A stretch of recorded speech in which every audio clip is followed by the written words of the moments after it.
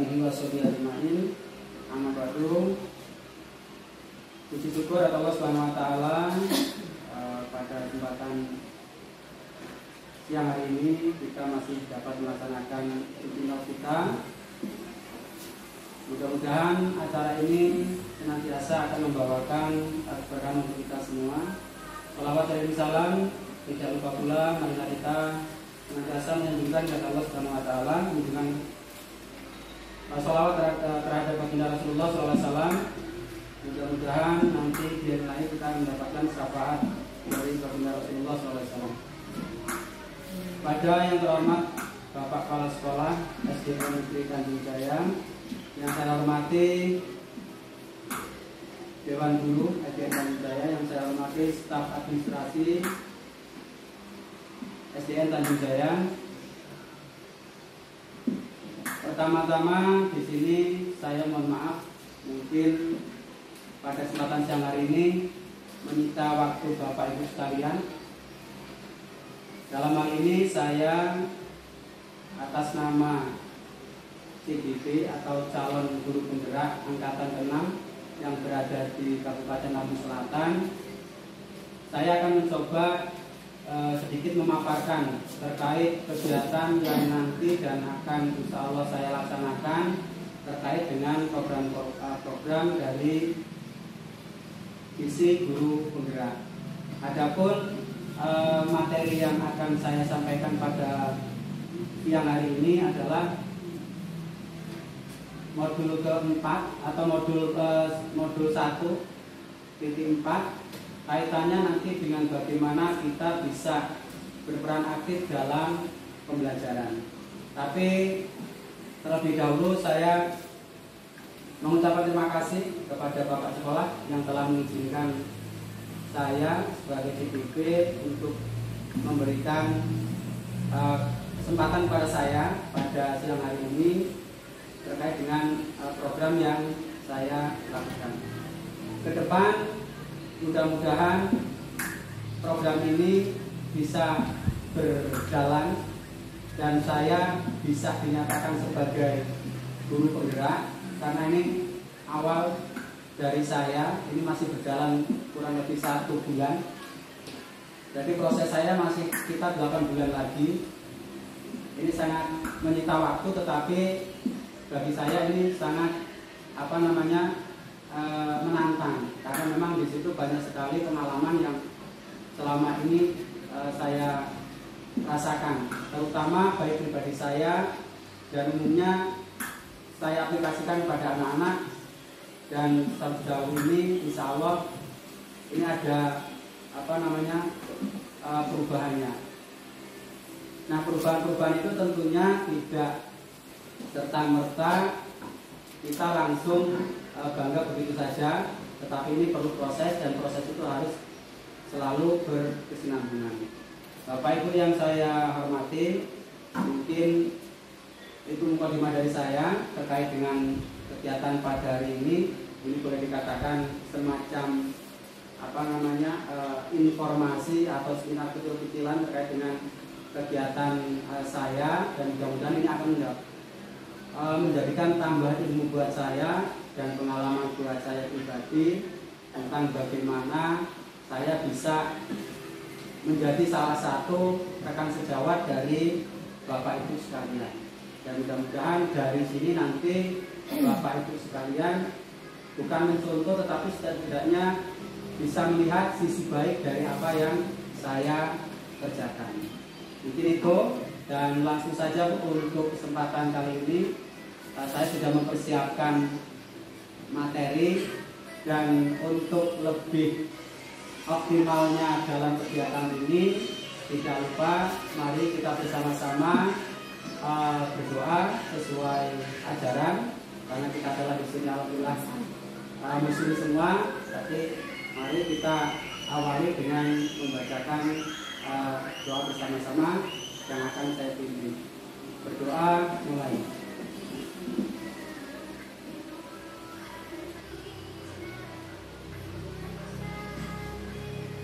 Doa selesai. Terima kasih pada Bapak sekalian.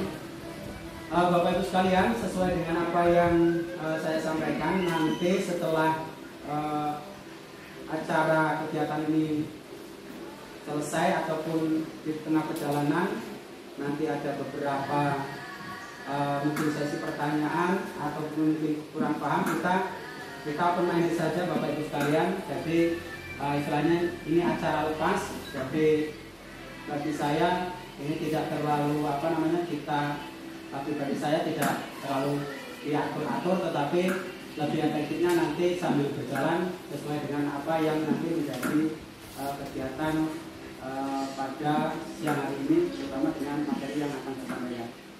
Bapak Ibu sekalian, di sini saya akan coba mempresentasikan, mudah-mudahan ini nanti bisa menjadi bahan rujukan buat saya tentang kegiatan yang akan saya laksanakan pada kegiatan-kegiatan berikutnya. Bapak Ibu sekalian, di sini saya akan memperkenalkan tentang modul 1.4 yaitu budaya positif dulu penggerak. Di sini kebetulan saya ditugaskan atau menjadi CDP angkatan ke-6 di SD sini di Kabupaten Lampung Selatan. Dan selanjutnya di sini ada salah satu dari pendamping saya. Yang pertama itu adalah Ibu Istina Theodora Uran. Ini beliau fasilitator. Beliau ini tinggal di Flores, Nusa Tenggara Timur. Beliau sangat aktif sekali. Tadi kebetulan beliau menghubungi saya karena nanti jam 3 saya harus ada kegiatan Zoom meeting juga. Tapi beliau tadi mengabarin saya, sama pun nanti saya juga ada kegiatan, jadi acaranya bisa diundur nanti mungkin nanti sore. Itu yang pertama, ini sebagai fasilitator saya. Terus yang kedua mungkin tidak asing, ini Bu Nancy. Bu Nancy ini pengajar praktik saya, yang insya Allah nanti saya juga minta dukungan dan bantuan dari Bapak Ibu sekalian, karena Bu Nancy insya Allah hari Kamis ini ke sekolah kita. Ini pun nanti jam 9. Kalau kemarin cerita itu teman saya jam 9 sampai jam 1 ya, jam 9 sampai jam 1 ini mendampingi CBD. Berarti nanti mendampingi saya terkait dengan kegiatan yang saya lakukan. Berarti ya nanti sambil melihat kondisi yang ada di lingkungan sekolah tentunya, apa yang diterapkan oleh saya itu benar atau tidak, seperti itu. Terus yang sebelahnya mungkin tidak asing, itu saya calon guru penggerak. Mudah-mudahan bisa menggerakkan pribadi saya dan mungkin untuk sekolah kita juga.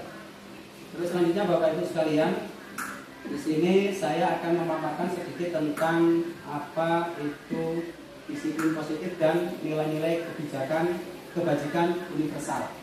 Mungkin Bapak Ibu tidak asing ya dengan kata-kata disiplin. Nah, di sini budaya positif merupakan perwujudan dari nilai-nilai atau keyakinan universal yang diterapkan di sekolah. Terus ada budaya positif diawali dengan perubahan paradigma tentang teori kontrol. Selama ini barangkali kita sebagai guru merasa berkewajiban mengontrol siswa. Dan nanti akan dikupas tuntas dalam modul ini. Apakah kita itu sifatnya pengontrol siswa? Nanti ada beberapa posisi kontrol kita. Itu nanti yang akan melekat pada diri kita, nanti akan muncul di sini. Jadi disiplin positif itu bisa dibangun dari perwujudan nilai-nilai keyakinan universal. Kenapa keyakinan universal itu? Keyakinan yang sudah tertata dari awal manusia dilahirkan sampai nanti. Itu kalau diuraikan sangat banyak sekali. Ini kita mengambilnya keyakinan universal adalah keyakinan yang sudah melekat pada diri manusia dari lahir nanti sampai azali. Terus selanjutnya di sini kita mungkin beranggapan bahwasanya guru itu sebagai pengontrol murid, itu mungkin yang ada dalam pemikiran kita. Dan ini pun tidak disalahkan oleh hukum. Kalau kita tidak sebagai pengontrol murid, otomatis siswa atau murid kita itu nanti tidak akan bisa mengarahkan apa yang kita lakukan atau kita ajarkan. Nah, di sini sedikit ilustrasi akan saya bacakan. Pada dasarnya kita dapat memaksa murid untuk berbuat sesuatu jikalau murid itu memilih untuk tidak melakukannya, walaupun tampaknya guru sedang mengontrol perilaku murid itu. Nah, di sini kita sebagai seorang guru ini sebenarnya berkewajiban juga untuk mengontrol murid. Tetapi dalam kasus mengontrolnya ini, apakah tindakan kita itu efektif atau bermanfaat bagi siswa? Itu pertanyaannya. Apakah pengontrolan kita terhadap murid ini efektif dan itu bermanfaat untuk siswa? Selanjutnya, Bapak Ibu sekalian, ini budaya positif bahwa kritik dan membuat orang merasa bersalah ini dapat menguatkan karakter. Maksudnya adalah bagaimana kritik itu bisa kita bangun dengan tanpa rasa bersalah kita. Kritik itu kita bangun tanpa ada bersalah kita, dan kritikan itu sifatnya tidak menghakimi orang yang kita berikan kritikan. Nah, di sini ada ilusi bahwa orang dewasa memiliki hak untuk memaksa. Itu sebenarnya benar, tetapi selamanya itu tidak mutlak. Kita bisa membayangkan orang yang berkuasa, ini hukum, kalau bisa dikatakan orang yang berkuasa pasti akan menindas orang yang ada di bawah. Itu kalau bisa dikatakan seperti itu, tetapi itu mutlak tidak semuanya benar. Hak orang dewasa untuk memaksakan kehendak itu pun sebenarnya tidak bisa dibenarkan, apalagi kita sebagai seorang pendidik. Kita tidak boleh mengejar, kita tidak boleh memaksakan kehendak kita. Murid harus seperti ini dengan keinginan kita. Berarti jiwa merdeka murid itu terkengkang dengan jiwa kemerdekaan kita sendiri. Berarti belum ada rasa kemerdekaan dalam proses pembelajaran. Intinya seperti itu. Apapun yang dilakukan dapat diterima selama ada sebuah kemajuan berdasarkan sebuah pengukuran kinerja.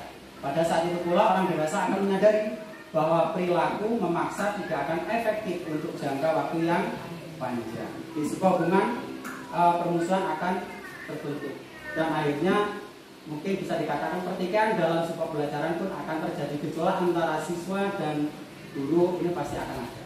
Ini nanti ada pembahasannya. Nah, tadi yang saya katakan di sini posisi kontrol yang diterapkan oleh seorang guru ataupun orang tua, ini atasan dalam melakukan ataupun atasan dalam melakukan kontrol itu ada 5. Yang pertama yaitu penghukum, terus membuat rasa bersalah, ataukah teman, kita sebagai teman, ataukah kita sebagai pemantau, dan ataukah kita sebagai manajer. Jadi kontrol seorang guru, kontrol seorang orang tua, ataupun bahkan mungkin seorang pimpinan direktur, ini ada 5. Kita bahas mungkin satu persatu. Yang pertama penghukum. Nah, posisi kontrol penghukumnya adalah seorang penghukum bisa menggunakan hukuman fisik maupun verbal. Kalau bisa kita katakan zaman dahulu, Bapak Ibu. Tapi ini memang tidak bisa kita hindari. Ini sudah menjadi kodrat. Kalau boleh saya katakan ini menjadi kodrat, dan sebenarnya kebiasaan yang seperti ini ya tidak disalahkan, karena memang pasti ada hukuman, nanti akan muncul juga ada konsekuensinya seperti itu. Nanti di sini juga ada yang terbahas. Itu penghukum, jadi ada fisik maupun verbal. Nah, apakah ini bisa kita terapkan? Selama ini mungkin ya kita dilarang keras untuk melakukan hal itu.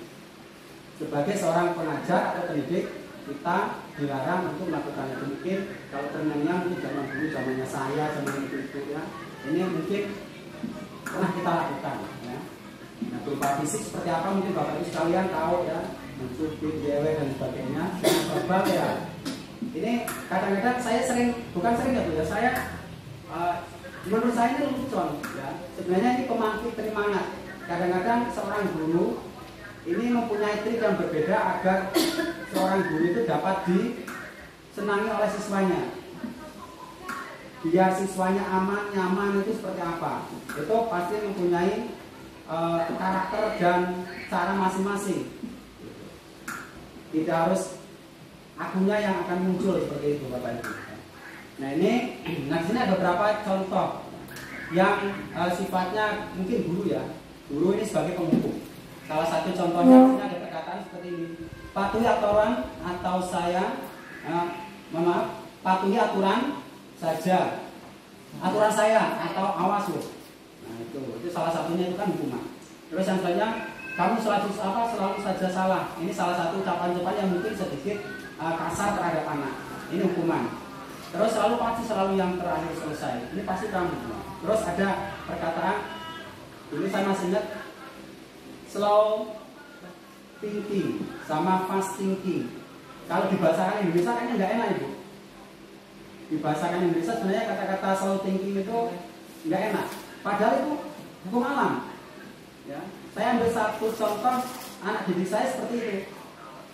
Saya mau ngomong, kamu ini lambat banget mikirnya. Enggak kesampaian. Kamu ini slow thinking, saya cuma gitu aja, ya, slow thinking. Inginnya kita cepet-cepet gitu.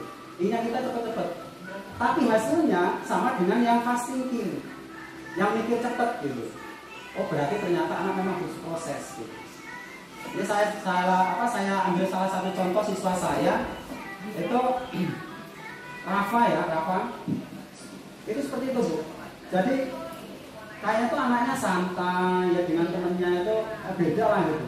Tapi begitu saya lihat hasilnya, ini beda dengan apa yang saya pikirkan. Nah, jadi jangan menganggap bahwa anak yang memiliki bukan keterbatasan itu ya memang kemampuannya seperti itu.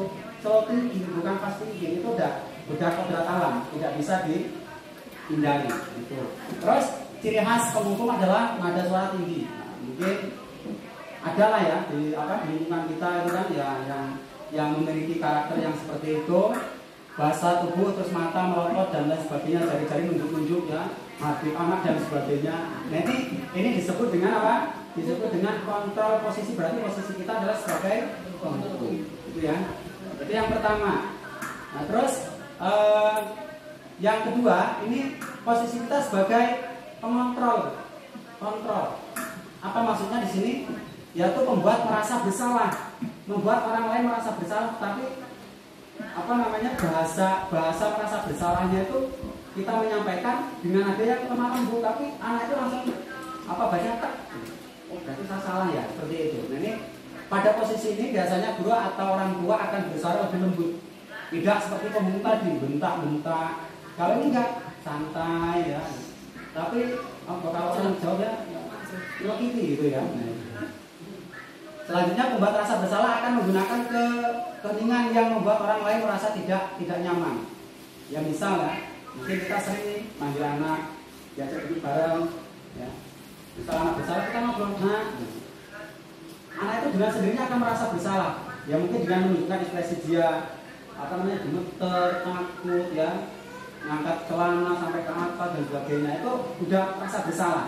Nah ini berarti fungsi kita adalah sebagai seorang guru pengontrol. Nah selanjutnya di sini ada beberapa perkataan yang mungkin bisa menjadi contoh. Bapak sangat kecewa sekali dengan kamu nak. Ini kan langsung ya. Ini kayaknya kalau bisa dikatakan ini adalah verbal ya.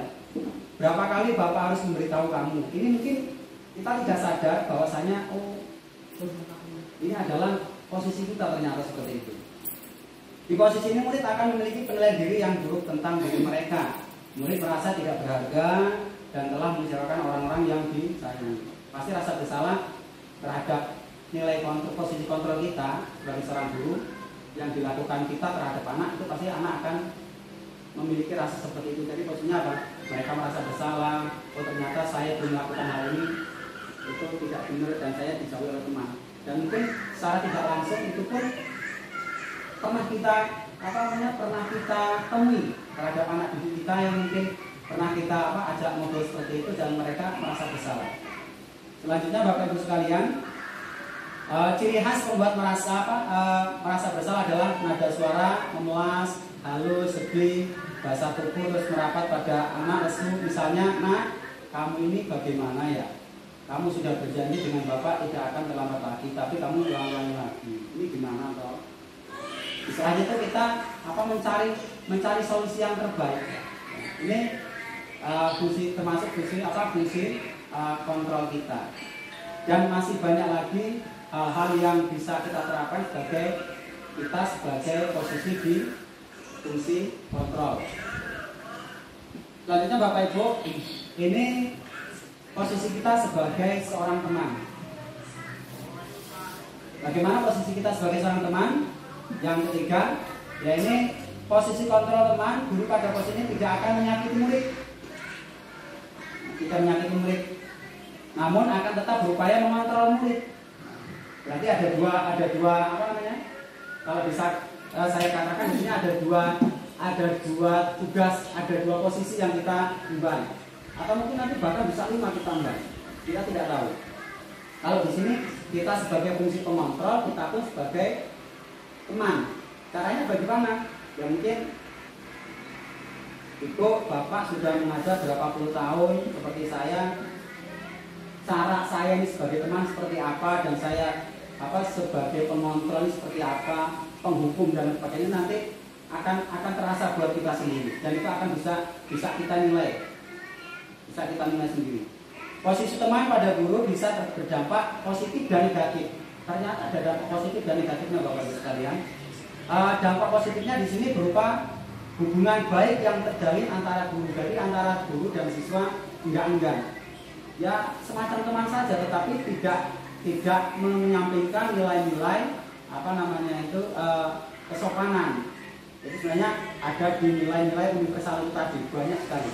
Ya, dari profil Pancasila sampai nilai karakter keagamaan dan sebagainya.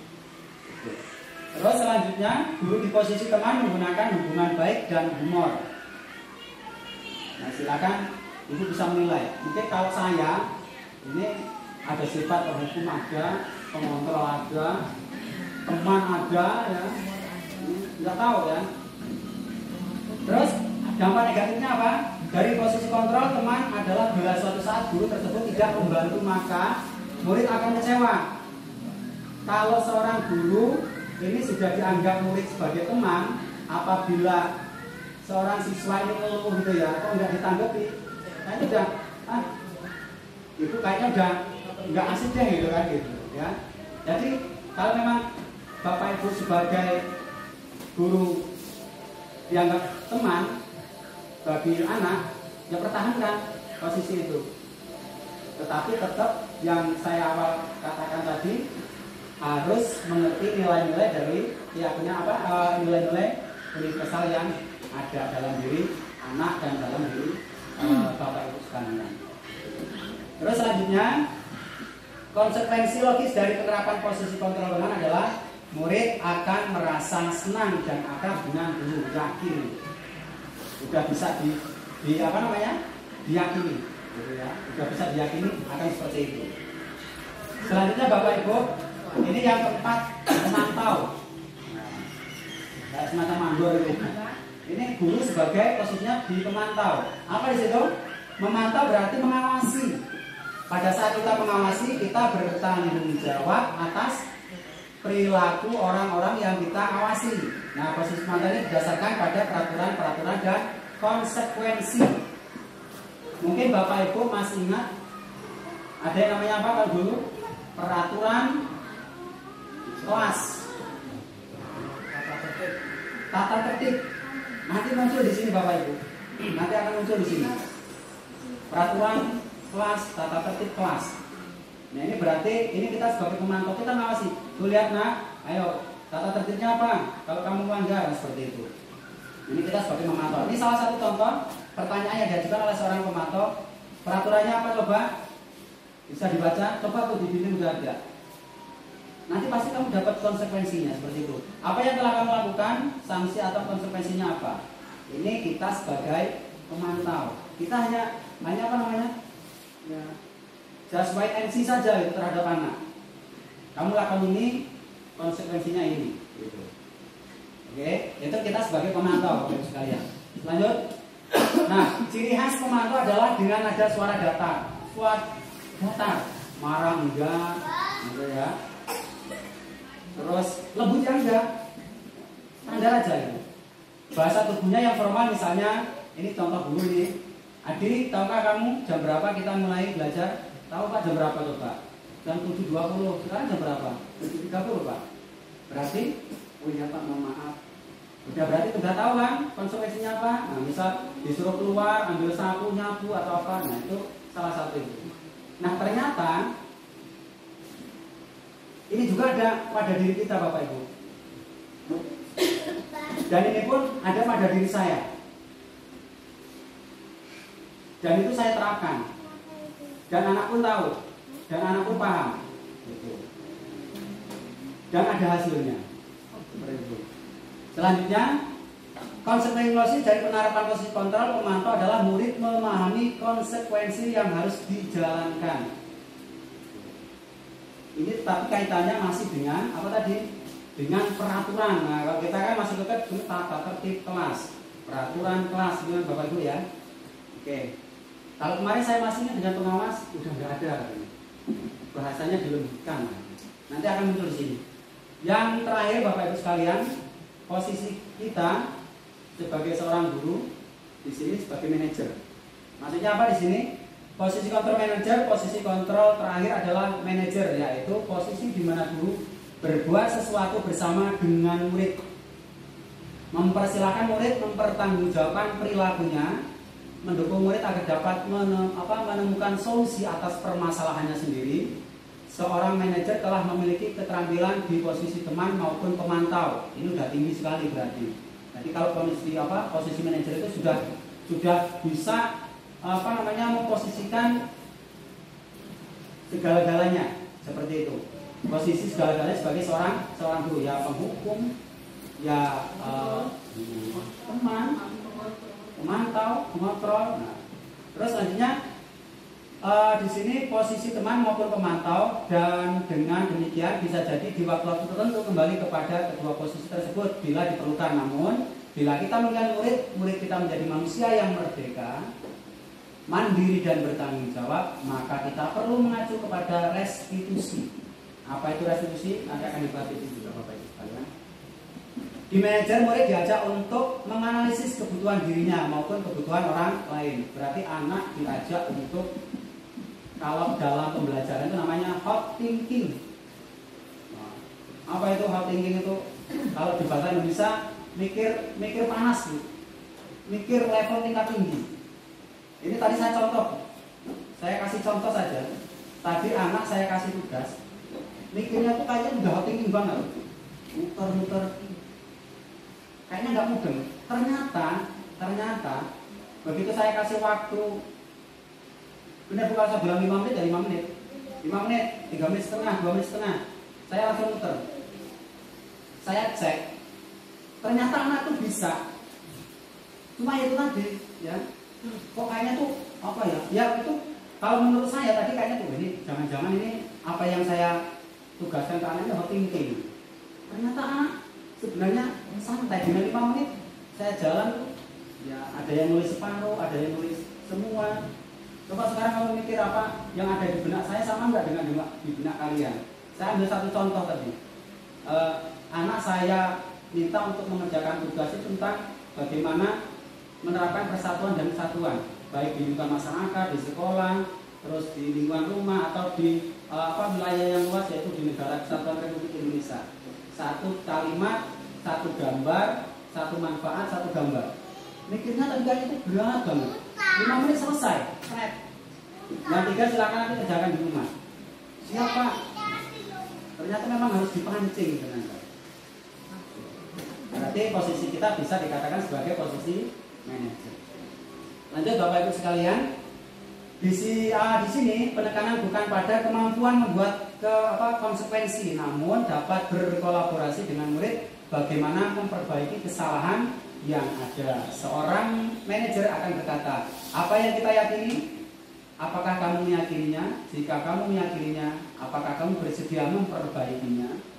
Jika kamu memperbaiki hal ini menunjukkan apa tentang dirimu. Terus ada lagi pertanyaan pemantik ini sebenarnya Bu ya. Apa rencana kamu untuk memperbaiki hal tersebut? Itu pertanyaan-pertanyaan yang mungkin kita lakukan sebagai seorang manajer di dalam kelas. Tugas seorang manajer bukan untuk mengatur perilaku siswa atau seseorang, tapi membimbing murid untuk dapat mengatur dirinya sendiri. Jadi bahasanya itu mencari jati dirinya sendiri lah gitu. Tapi kalau anak kelas 1 dan kelas 3 bagaimana? Sesuai dengan perkembangan usia Bapak Ibu. Jadi nggak bisa saya nanti ngomong seperti ini saya lakukan di kelas 1, nggak bisa. Ya sebagaimana usia kelas 1 ya kita harus berbicara lemah lembut dengan ngajak anak itu untuk berpikir. Kita sebagai manajer pasti anak akan mengikuti pola kita. Seperti itu Bapak Ibu. Terus ciri khas dari posisi counter manager adalah nada suaranya tulus, ya, bahasa tubuh tidak kaku, gitu ya, lemah lembut, santai, gitu ya. Namanya manajer gitu kan. Segala-galanya udah menguasai lah seperti itu ya. Terus selanjutnya fokus pada murid bukan untuk membahagiakan guru atau orang tua, tetapi justru manajer ini membahagiakan murid. Pokoknya murid kita bahagiakan. Lanjut Bapak Ibu, ini pertanyaan mendasar untuk kita semua, khusus yang ada di depan saya khususnya. Jadi posisi kontrol manakah kita sekarang? Kita bisa menilai pribadi kita masing-masing. Apa kita sebagai penghukum, atau kita pembuat rasa bersalah terhadap anak, ataukah kita sebagai teman, ataukah kita sebagai pemantau, dan apakah kita sebagai manajer? Bapak Ibu bisa menilai pribadi itu masing-masing. Dan kalau seandainya itu baik buat Bapak Ibu, buat pribadi saya, jadi kita bisa memposisikan diri kita masing-masing. Dan tadi saya sudah katakan dari awal, ini sudah kodrat dan tidak bisa kita hilangkan Bapak Ibu. 5 posisi ini tidak bisa kita tinggalkan. Ya, tidak bisa kita tinggalkan. Kita ya bisa jadi penghukum, tetapi penghukum yang bagaimana? Nah, ya. Terus pembuat rasa bersalah, ngejas kan, kamu ini ABCD, nah itu kan. Atau kita sebagai teman, atau pemantau dan lain-lain. Silakan Bapak Ibu.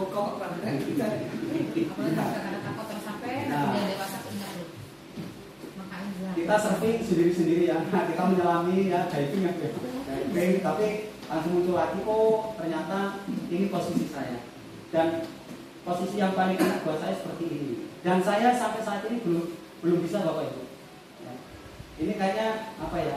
Kalau saya boleh katakan just lip service only ya, apa gitu ya. Manis ngelambe gitu ya. Tapi saya akan coba. Ini saya akan coba. Manis ngelambe ini aku. Nah. Terus selanjutnya Bapak Ibu sekalian, nah ini sebagai guru untuk menjalin disiplin positif yang berpihak kepada murid, maka kita diharapkan mampu menjalankan posisi control manager. Nah ini yang diharapkan tadi, posisi posisi control manager. Ini tidak perlu kita baca semua, tadi sudah Terus selanjutnya bagaimana kita sebagai seorang tua atau seorang pendidik dapat melakukan posisi kontrol tersebut, maka kita harus paham akan hakikat kebutuhan dasar manusia. Hakikat kebutuhan dasar manusia ini di sini diterangkan ini menurut Widosun kalau tidak salah ya. Ini ada 5 Bapak Ibu sekalian, nanti Bapak Ibu juga bisa searching, dan ini pengalaman juga buat kita, khususnya buat saya, yaitu kebutuhan bertahan hidup, cinta dan kasih sayang, terus penguasaan atau kebutuhan penguasaan atas kemampuan dasar, kebebasan, kebutuhan akan pilihan, terus kesenangan, yaitu kebutuhan untuk merasakan senang. Dengan memahami konsep 5 kebutuhan dasar ini, kita dapat mengarahkan murid untuk mencari cara positif untuk memenuhi kebutuhan dasar mereka sebagai seorang murid. Nah ini jadi kita harus paham apakah kita sudah memiliki kebutuhan dasar ini, dan kita bisa menerapkan kebutuhan 5 dasar ini dalam berkehidupan di dunia pendidikan. Selanjutnya Bapak Ibu, makna disiplin, kebanyakan orang akan menggunakan kata disiplin dengan tata tertib. Maknanya seperti itu. Ya. Jadi aturan atau kepatuhan dan peraturan. Nah, kata disiplin juga sering dihubungkan dengan hukuman. Jadi ini kata-kata disiplin. Nah, menurut Ki Hajar Dewantoro menyatakan bahwa di mana ada kemerdekaan, disitulah harus ada disiplin yang kuat.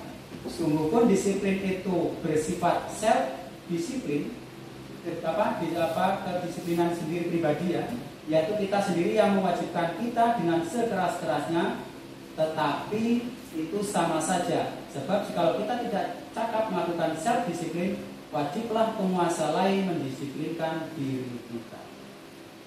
Pada dasarnya kedisiplinan itu ada pada diri kita.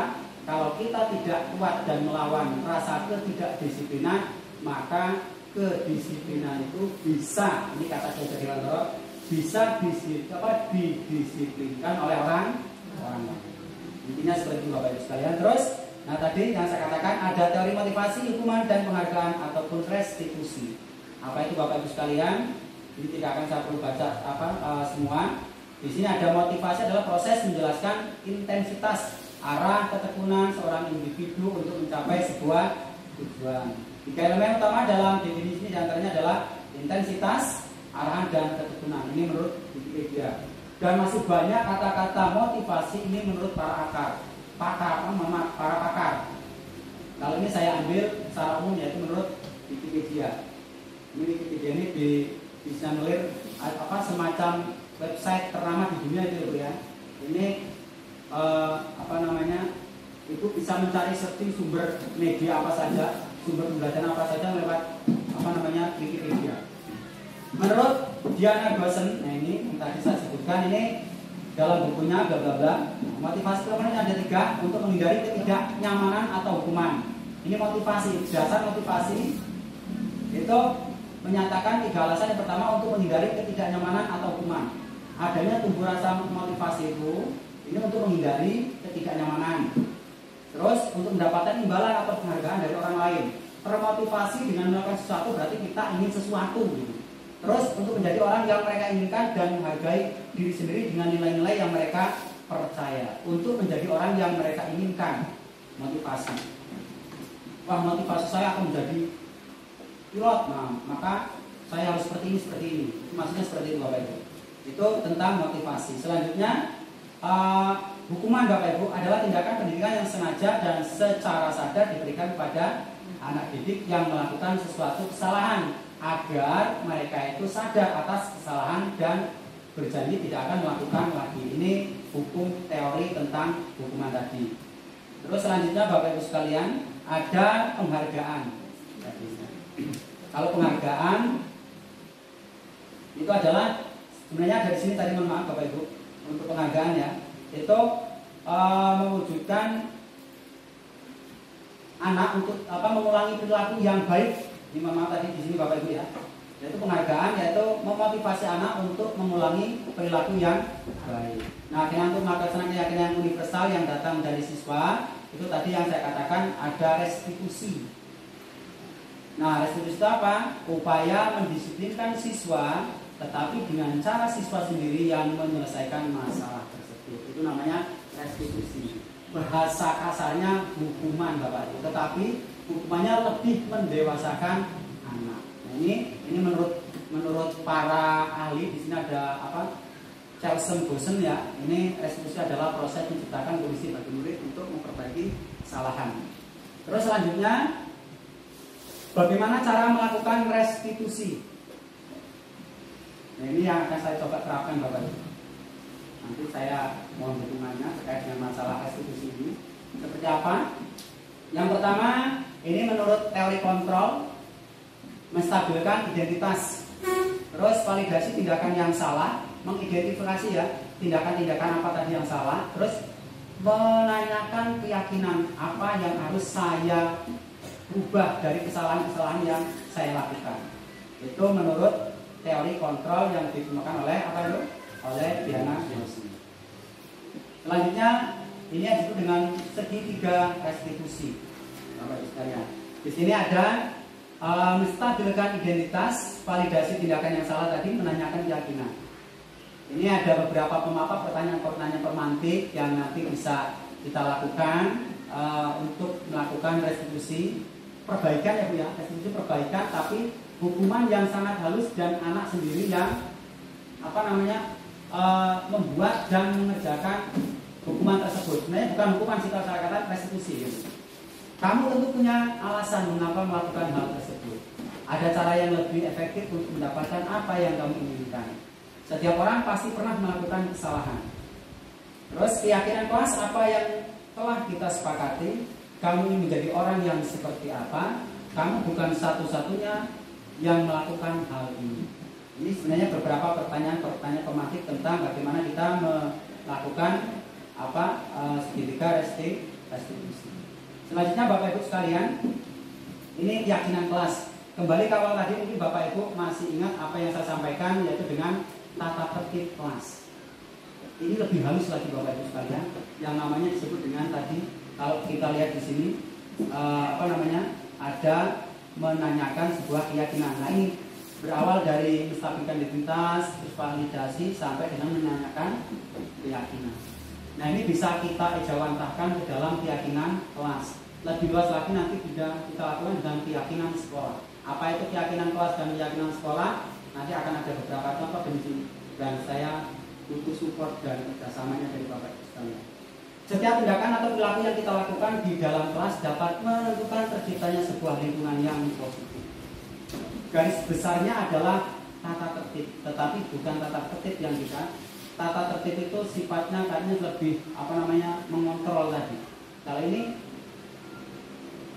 lebih simpel dan anak yang membuat, kita tinggal melaksanakan, kita tinggal mengingatnya saja.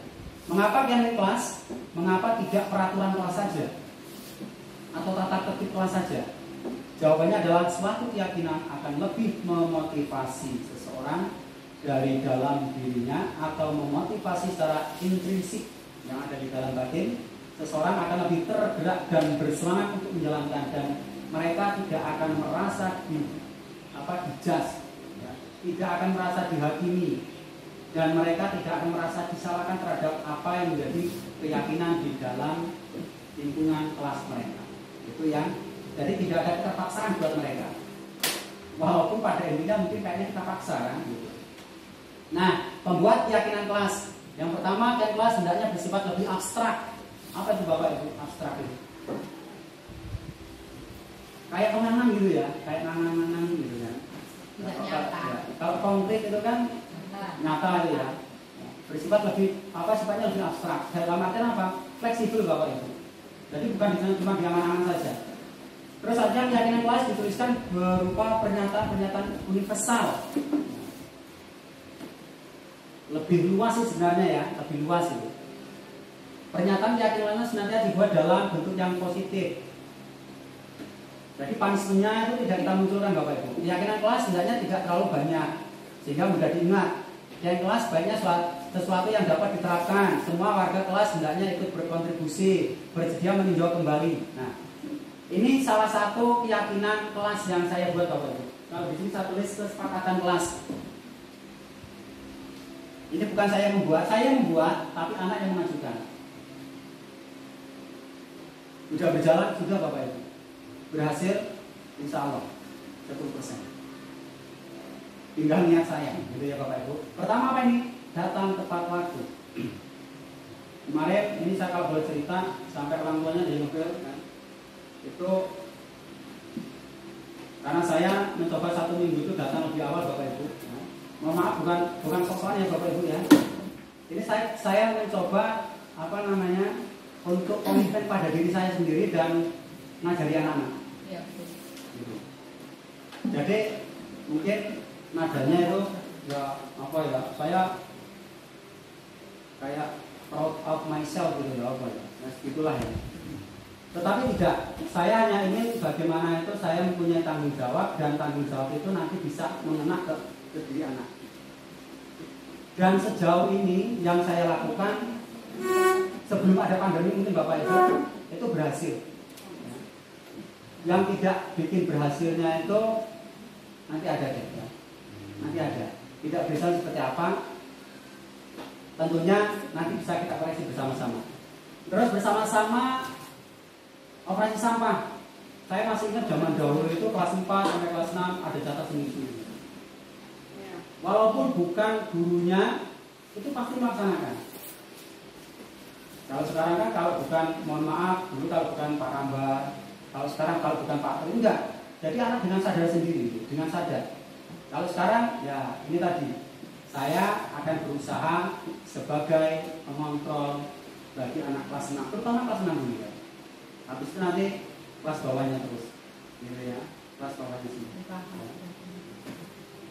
Dan saya perhatikan di sini, mohon maaf, Bapak Ibu mungkin di sekolah lain mungkin bisa mungkin jadi terapan juga.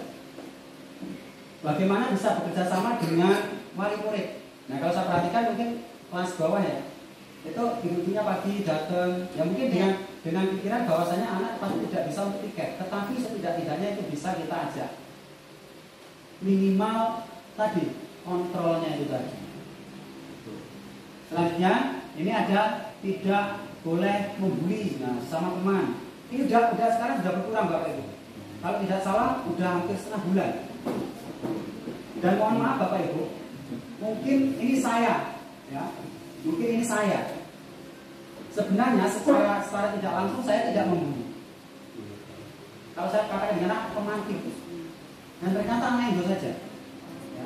Sampai di sini anak menuliskan Pak nggak boleh ikut, udah berarti menciptakan suasana yang tertib, tak belajar ya nak ya. Berarti itu sesuai dengan pengawalan sila berapa? Ternyata mereka tahu sila kedua, memanusiakan manusia Pak. Gitu. Kalau Bapak ngomong saya nggak boleh ngomong kan?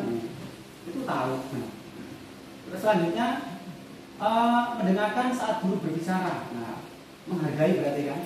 Terus melakukan piket tambahan sebelum pulang. Kalau yang kotor silakan nak. Ya, sampai bahkan anak itu ayo sekarang siapa ini dikoreksi dulu, siapa yang kotor? Tanggung jawab kita tentunya. Terus berpakaian rapi dan lengkap. Ini bukan saya, yang buat bukan saya Bapak Ibu. Kecuali kalau yang pertama, saya cuma ya ngarahin gitu ya. Gimana ini kalau sebelum berangkat ini, kita kan masih ini saya buat 7.20. Ya udah Pak, berangkatnya awal. Tapi saya paksa harus awal ya anak-anak. Dari 2 sampai 7 itu anak yang membuat. Saya tinggal ngetik-ngetik aja Bapak Ibu. Nanti Bapak Ibu, ini pembuatan keyakinan kelas. Selanjutnya, ini masih keyakinan kelas. Saya mempunyai sebuah keyakinan sekolah Bapak Ibu. Kalau di sini masih keyakinan kelas. Dan ini butuh kerjasama. Saya tidak akan bisa bergerak. Saya tidak akan bisa menggerakkan. Dan saya mungkin sudah tergerak. Tinggal bagaimana saya akan menggerakkan.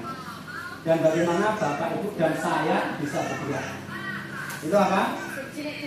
Minimal kita dalam 1 minggu itu mendampingi anak Bapak Ibu. Minimal 1 minggu saja kita mendampingi anak untuk operasi sampah. Ada yang meminta kemarin dengan saya, kenapa Pak nggak hari Jumat?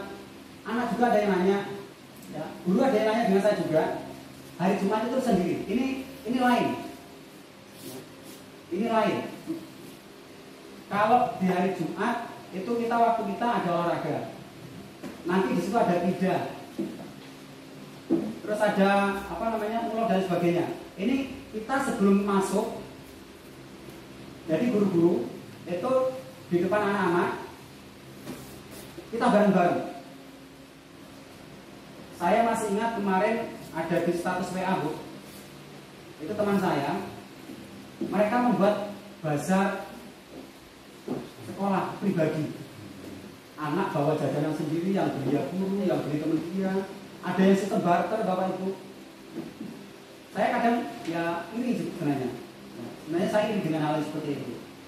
Kalau boleh saya katakan itu penuh dengan angan-angan, teori, prakteknya belum terlaksana.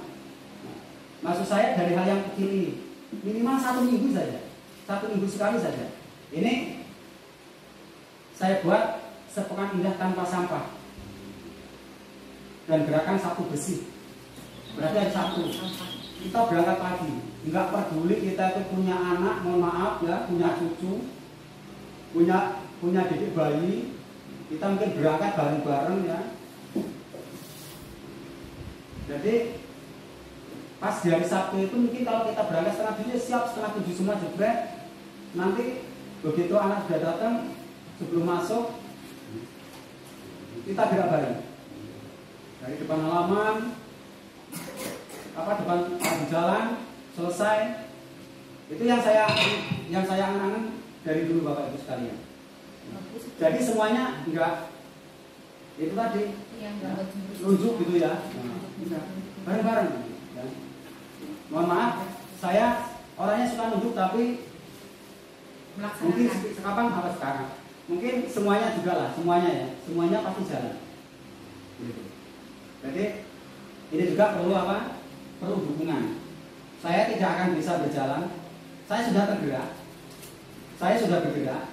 Tinggal bagaimana saya menggerakkan. Nah, hari ini saya mengajak Bapak Ibu sekalian, mari kita 1 minggu saja kita coba untuk sepekan indah tanpa sampah. Minimal mama Bapak Ibu, saya orangnya jorok. Di rumah pun demikian. Ya. Tetapi saya paling benci kalau melihat sampah plastik. Karena apa? Saya masih ingat ngajar dulu di kelas 4 sampai dengan sekarang, plastik itu 500 tahun baru bisa terurai Bapak Ibu. Berarti kalau kita reinkarnasi itu berapa kali? Berapa kali kita reinkarnasi? Mungkin nanti dari ayam, dari kambing, dari sapi, dari gajah, dari cacing, patok ayam, dari ayam lagi. 500 tahun Bapak Ibu. Dibakar tidak boleh atau diapain Bapak? Ya. Katanya kalau dibakar polusi, yang minimal pokoknya kita ambil aja, kita ambil ya buang. Jadi ini yang akan saya coba lakukan. Dan mohon maaf sekali lagi, bukannya saya soal di situ ya. Itu ada penampilan model-model di situ. Ya. Ini memang sengaja ya. Tadi malam pun saya demikian ya. Saya japri satu-satu. Yang mohon maaf yang tidak saya japri. Bapak Ibu ada ini, tapi semuanya tidak saya masukkan. Ya. Penuh nanti dengan foto. Yang seperlunya saja. Ya. Jadi mari tergerak, mari bergerak dan menggerak. Itu yang ingin saya coba lakukan, dan saya mohon dukungan terutama dari pihak kepala sekolah dan Bapak Ibu yang ada di sini semuanya. Insya Allah mungkin kita siap ya Bapak Ibu ya. Insya Allah kita siap Bapak Ibu ya. Selanjutnya Bapak Ibu sekalian, hal yang menarik dan di luar dugaan saya adalah bahwa adanya korelasi atau hubungan antara pemenuhan kebutuhan dasar manusia dengan kebutuhan disiplin positif. Nah ini kebutuhan disiplin positif yang Bapak Ibu telah lakukan di sekolah. Bukan saya, tetapi Bapak Ibu. Secara tidak langsung kita boleh pamer Bu. Ya, boleh pamer dalam kata apa? Seperti mohon maaf di sini ada Bu Nur, Bu Mariam, ya, yang sering show up gitu kan. Kayaknya Bu Yani yang nggak pernah, atau guru yang di bawahnya nggak pernah. Nggak apa-apa Bapak Ibu foto, cepret, dokumentasi. Saya dulu, mohon maaf, risih Bapak Ibu. Saya dulu risih, soalnya enggak. Ternyata memang dibutuhkan Bapak Ibu. Tidak percaya silahkan, kalau Bapak Ibu nanti ada pengawas, tanyakan. Bukan berarti terus mentang-mentang pengawasnya itu dulu CGP, bukan, ya, bukan. Dulu sebelum jadi CGP belum juga seperti itu. Ya. Terutama apa? Dokumentasi ya. Makanya hari ini apa yang kita lakukan pun ya ketahuan karena didokumentasikan seperti itu Bapak Ibu. Lanjut. Hal-hal yang penting untuk dipelajari dalam proses menciptakan budaya positif baik di lingkungan kelas maupun sekolah adalah bagaimana menciptakan kerjasama. Pertama dengan antara murid, guru, rekan sejawat, pemangku kepentingan dan orang tua, sehingga budaya positif ini dapat berlangsung secara berkelanjutan. Ini yang menjadi harapan kita dan menjadi harapan saya juga dan harapan Bapak Ibu sekalian. Nah, tindakan budaya positif yang diharapkan yang pertama di sini adalah menciptakan kerjasama yang baik antara murid, guru, rekan sejawat, pemangku kepentingan dan orang tua. Kita juga kita ada pengawas Bu saya, ada kepala sekolah, dan kemarin ada sedikit pencerahan dari pengawas. Terus tindakan budaya positif yang diharapkan. Ini saya berkolaborasi, terutama dengan teman sejawat, ya, semuanya. Nah, dalam hal ini yang saya ambil ini yang pertama yaitu penanaman nilai-nilai religi. Saya minta dengan Bu Nur, coba kita gerak anak-anak sekarang kita disiplinkan untuk berdoa yang seirama. masa 2-nya sendiri-sendiri. Masa 2 kelas 1 dengan kelas 3 beda, kelas 3 dengan kelas 5 beda. Yang paling beda kelas 6 Bapak Ibu, dan kelas 5. Kalau kelas 5 masih ada samanya dengan kelas yang bawah. Kelas 6 yang very beda. Saya ingin menyamakan persepsi. Jadi sekolah kita itu istilahnya satu ketukan nafas dalam nilai-nilai religi. Bukan tugas dari guru agama, tetapi tugas kita lah awal membimbing anak untuk berdoa bersama. Itu intinya. Kita ajak, kalau tidak bisa ya kita belajar bareng. Ini salah satunya kemarin Bu Nur sudah punya gagasan ini, ada doanya. Kita apa juga anak-anak bisa rodi bila, kita harapkan rodi bila tapi yang benar. Robi atau rodi, nanti diarahkan. Ya. Lanjut Bapak Ibu sekalian, ini penanaman nilai-nilai apa? Nilai-nilai disiplin religi Bapak Ibu. Selanjutnya tindakan budaya positif yang diharapkan oleh saya, oleh Bapak Ibu sekalian, yaitu menciptakan kerjasama baik antara rekan sejawat, dalam hal ini penanaman nilai-nilai kepemimpinan. Sudah diterapkan kemarin ya, kita ada salah satu teman itu sudah menerapkan bagaimana menerapkan nilai-nilai disiplin. Salah satunya apa? Baris itu Bapak Ibu di depan kelas, anak senang lihat kita Bapak Ibu langsung cium tangan, bukan salaman, cium tangan. Kalau kemarin itu ada yang bilang ini mah bukan tangan kita yang dicium, tapi malah tangan dia yang dicium itu aneh gitu. Itu nggak benar itu Bapak Ibu. Ya, nggak benar. Yang benar itu cium tangan, bukan cium jidat, cium pipi enggak. Itu udah mulai lupa. Ya. Kalau saya lihat anak itu langsung tangan, nah bukan ingus Pak. Kalau saya lebih senang. Ya. Apalagi ya. Kalau saya bilangnya seperti ini, ya. Nah, dengan kalian mencium tangan guru kalian, awas, itu ada barokahnya. Siapa tahu ibu bapak guru kalian ini dulu pernah bersalaman dan mencium tangan orang yang terhormat. Nah, seperti itu. Tidak sadar mungkin mohon maaf nih ya, mohon maaf. Mungkin kalau kita sering ngaji ya Bapak Ibu di pengajian, ada ustaz siapa yang terkenal, oh dia alim ulama ya, habaib kiai besar, kita cium tangan. Kalau bahasa Jawanya itu udah kesawaban Bapak Ibu. Dan itu pun dianjurkan dalam agama. Enggak ada cium jidat ya. Cium pipi enggak ada. Bila perlu tuh malah disedot Bapak Ibu. Kalau saya mohon maaf, kalau saya ini saya mencium guru saya itu saya bolak-balik Bapak Ibu. Sampai kelomah-kelomah lah gitu. Iya. Mungkin ya nggak isi. Apalagi kalau ketemu dengan mohon maaf ya kemarin dengan apa itu Pak. Pokoknya sedot-sedot gitu. Dapat barokahnya gitu Bapak Ibu. Sama dengan saya juga kenapa dengan siswa seperti itu. Kayaknya ringan Bu, tapi tidak akan mengena gitu. Apalagi sambil kita urus gitu ya. Kalau saya nggak sambil saya jibit juga ya, urus gitu ya. Nah ini terus ya kedisiplinan tadi pasaran itu salah satunya. Yaitu ini sudah kita terapkan bersama-sama Bapak Ibu sekalian.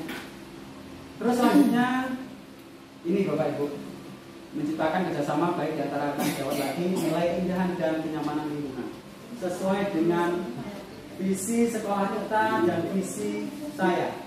Prima Citra. Masih ingat Bapak Ibu ya Prima Citra? Nah, prestasi, iman, apa lagi? Takwa. Prima Citra lupa ya. Nanti silakan filenya di sini. Terutama mencintai lingkungan dan alam sekitar Bapak Ibu. Inilah penerapannya. Penerapannya ini. Makanya tadi saya ngajak bersama-sama, yuk sepekan indah tanpa sampah. Gerakan 6:30 dari sekolah. Mari kita buat kesepakatan dan keyakinan. 6:30. Waktu. Oh ini maaf. Salah satu lagi udah diterapkan. Saya yakin sudah diterapkan. Kelas 1 sampai dengan kelas 6. Saya yakin. Udah diterapkan oleh Bapak Ibu sekalian. Ya. bersih-bersih di kelas ya. Selanjutnya apa lagi Bapak Ibu sekalian? Selamat bersenang-senang bersama Indonesia. Salam selamat dan bahagia. Tidak ada selamat, kita tidak akan bahagia. Saya akan selalu mengubah salam saya dengan salam selamat dan salam bahagia. Itu kata Ki Hajar Dewantara, baik di dunia dan akhirat. Selamat di dunia dan bahagia tentunya di akhirat. Nah, ini terima kasih Bapak Ibu sekalian atas waktunya. Itulah sedikit sekilas tentang pengalaman yang mungkin saya lakukan. Ini bukan sekedar lip service buat saya pribadi Bapak Ibu, tetapi ini akan menjadi pemantik dan semangat buat saya tentunya, dan nantinya bisa kita tularkan dengan anak didik kita. Dimulai dari pribadi saya, yuk kita bergerak dan menggerakkan untuk memerdekakan Indonesia, untuk memerdekakan anak, dan untuk memerdekakan pembelajaran kita. Mungkin itu saja dari saya. Mungkin ada hal-hal yang perlu sifatnya boleh ditanyakan atau boleh sharing atau mungkin tukar pendapat. Monggo, mumpung waktunya masih ada ini sekitar 5 menit lagi. Mohon maaf, ini tersita waktu sampai pukul berapa Pak? 2.30. Harusnya nanti jam 3 saya sudah langsung webinar Bapak Ibu. Tapi alhamdulillah karena berkat kebaikan tadi fasilitator jadi diundur, saya bisa agak berlama-lama di sini. Mungkin itu saja. Sebelum saya akhiri, mungkin saya minta sedikit penguatan ya dari Bapak Kepala Sekolah terkait kegiatan yang telah mungkin saya laksanakan pada hari ini. Mungkin ya semacam pesan atau pesan dari Bapak Kepala Sekolah terkait apa yang saya sampaikan. Monggo saya persilakan pada Bapak. Assalamualaikum warahmatullahi wabarakatuh. Waalaikumsalam warahmatullahi wabarakatuh. Terima kasih Pak Tri.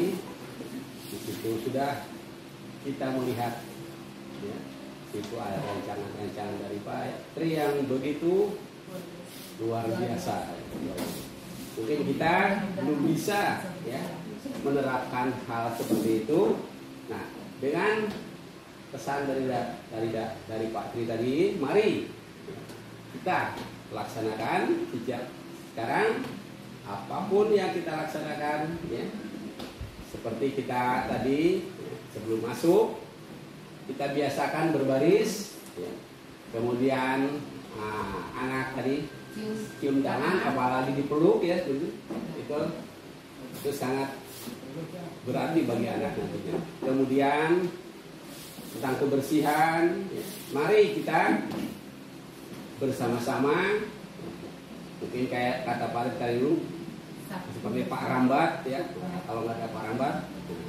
Jadi itu sebagai motivasi kita, mari kita laksanakan bersama-sama demi kemajuan SD kita. Ya.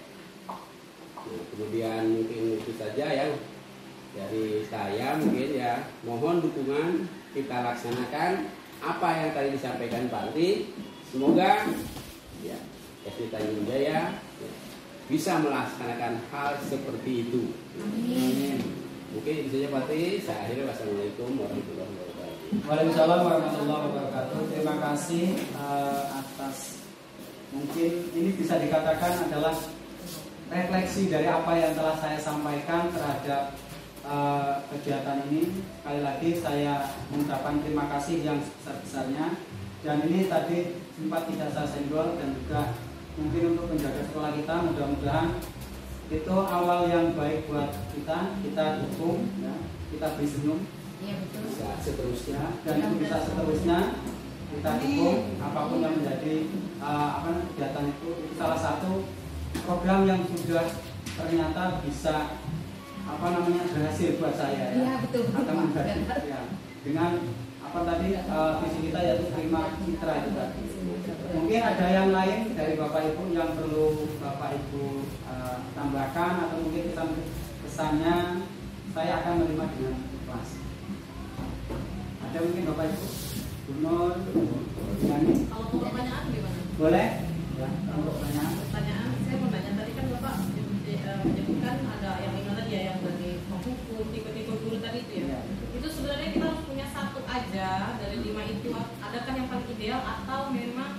kita tuh harus punya semuanya dan ditempatkan sesuai porsinya. Misalnya menghadapi anak yang seperti ini, kita harus jadi tipe yang apa gitu. Atau memang satu aja, misalnya manajer itu yang paling ideal, tapi kan belum tentu bisa masuk ke semuanya Pak, ngadepin anak yang beda-beda gitu.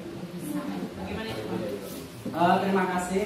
Mungkin ini bukan jawaban yang meyakinkan, tetapi insya Allah ini salah satu dari jawaban apa yang pernah dan selama ini saya lakukan. Jadi kalau dikatakan tadi oleh Ibu Nur, memang yang idealnya adalah kita sebagai manajer, tetapi sepertinya kita tidak. Maka dari apa yang telah saya sampaikan tadi, sebenarnya idealnya kita sebenarnya letaknya ada di mana, Bapak? Sebenarnya letak kita itu idealnya ada di mana? Kita sebenarnya bisa memilih dan sesuai dengan apa yang kita lakukan. Tetapi bisa kita garis bawahi, sifat penghukum itu boleh tidak? Boleh. Tetapi yang sifatnya kan menjadi tadi kan ada positif dan negatifnya. Cenderung penghukuman itu adalah sifatnya ke negatif yang dirasakan oleh anak. Karena itu ada secara psikis ya. Dan juga tadi ada secara verbal. Terus pembuat rasa bersalah itu pun sebenarnya lumrah, tetapi bisa kita lakukan dengan cara yang lebih bukan manusiawi, maksudnya lebih lembut lagi ya. Contoh ini, mohon maaf, kita boleh menyalahkan anak tetapi tidak di depan umum. Kalau kita menyalahkan di depan, ini yang kita rasakan, kita menyalahkan anak di depan umum. Berarti kita fungsi kontrol ini sebagai apa? Ya ini pembuat rasa bersalah. Kalau idealnya menurut saya, ini menurut pribadi saya Bapak Ibu, dan ini dari dulu Bapak Ibu, dari saya mengajar, mungkin dulu saya mengajar itu dari MP Bapak Ibu. Saya mengajar dari MP itu kelas 1 sampai kelas 6 Bapak Ibu. Saya sebagai teman. Bahkan mungkin saya lebih kali saya ada orang sebagai orang tua ya, sebagai orang tua.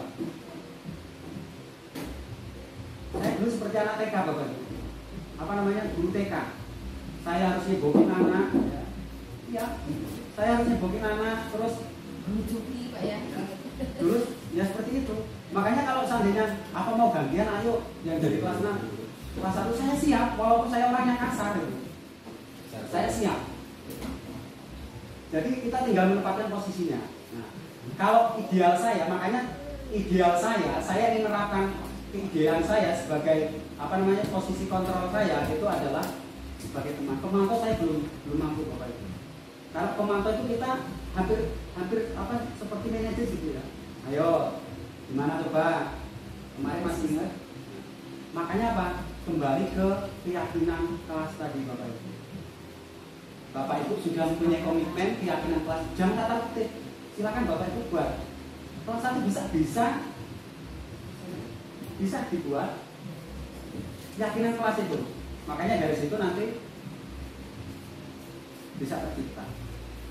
Jadi pertanyaan ini sebenarnya bisa Bapak Ibu sekalian jawab sendiri. Harusnya saya di mana? Kalau harusnya saya ada di sini Bapak Ibu. Tetapi saya akan bisa seperti ini dan akan bisa seperti ini. Tetapi silahkan Bapak Ibu ambil persentase yang lebih banyak yang mana. Mungkin itu benar. Jadi tadi kalau Ibu tadi mengatakan idealnya benar harusnya di manajer, tetapi sepertinya kita belum. Anak belum bisa menyelesaikan masalah sendiri sebelum ada pemantiknya seperti itu. Istilahnya itu harus dicek gitu dulu. Jadi nggak harus, waduh ini gimana ya cara hidupinya nggak. Jadi kita harus hidupi dulu gitu. Lalu anak ternyata seperti ini.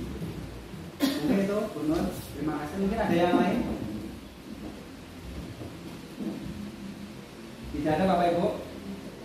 Kalau cukup, terima kasih. Ini sangat luar biasa sekali. Dan untuk siang sampai sore hari ini saya mengucapkan terima kasih kepada Bapak Ibu sekalian yang telah berkenan untuk mengikuti acara saya, yaitu sedikit tentang, boleh dikatakan ya seminar bukan, tetapi boleh dikatakan ya kita berbagi sharing ilmu lah, berbagi sharing ilmu, dan mudah-mudahan sharing ilmu ini nantinya bisa kita terapkan. Tidak usah banyak-banyak, saya tidak menunggu Bapak Ibu, minimal hal yang tadi saya cantumkan ini bisa kita eksekusi.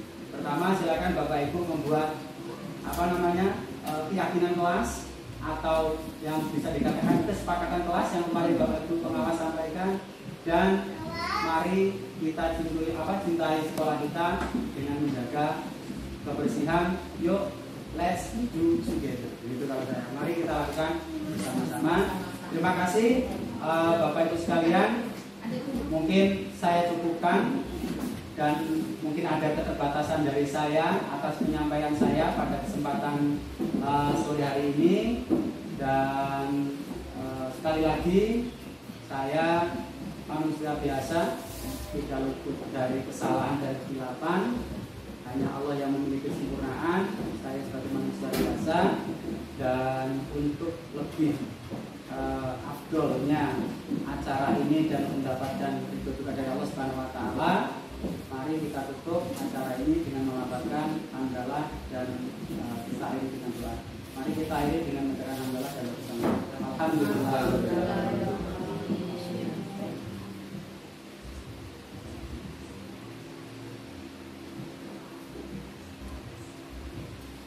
Saya akhiri, wallahu muwaffiq ila aqwamit thoriq. Wassalamualaikum warahmatullahi wabarakatuh. Waalaikumsalam.